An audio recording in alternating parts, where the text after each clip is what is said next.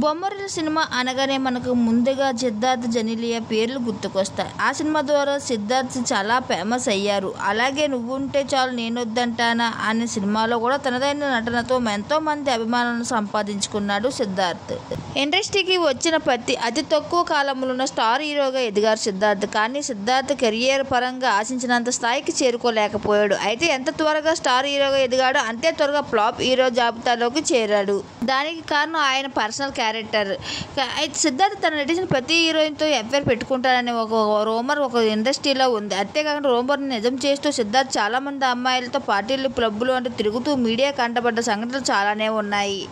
అయితే ఆయన చివరిగా నటించిన మహాసముద్రం సినిమాలో హీరోయిన్గా నటించిన అతిథి రావు ఐదరితో ప్రస్తుతం సిద్ధార్థ్ డేటింగ్లో ఉన్నట్టు వార్తలు వస్తున్నాయి. అంతేకాకుండా ఆమెతో పర్సనల్గా జిమ్కి వెళ్ళడం, షాపింగ్ చేయడం, పార్టీలకు వెళ్ళడం అంటూ చేస్తూ ఫోటోలు సోషల్ మీడియాలో షేర్ చేస్తూ నటిజలకు అనుమానం మరింత ఆజ్యం పోస్తున్నాడు. అంతేకాకుండా ఇటీవల చెన్నైలో జరిగిన పొన్నియిన్ సెల్వన్ ట్రైలర్ లాంచ్ ఈవెంట్కి వీళ్ళిద్దరూ కలిసి హాజరవడం గమనార్హం. అంతేకాకుండా వీళ్ళిద్దరూ అక్కడ ప్రవర్తించిన తీరును చూసి చాలా మంది ఖచ్చితంగా పెళ్లిపేట లెక్కబోతున్నారని అంటున్నారు. ఇక వీళ్ళిద్దరూ త్వరలోనే భార్యాభర్తలు అవ్వడం గ్యారంటీ అని వాళ్ళు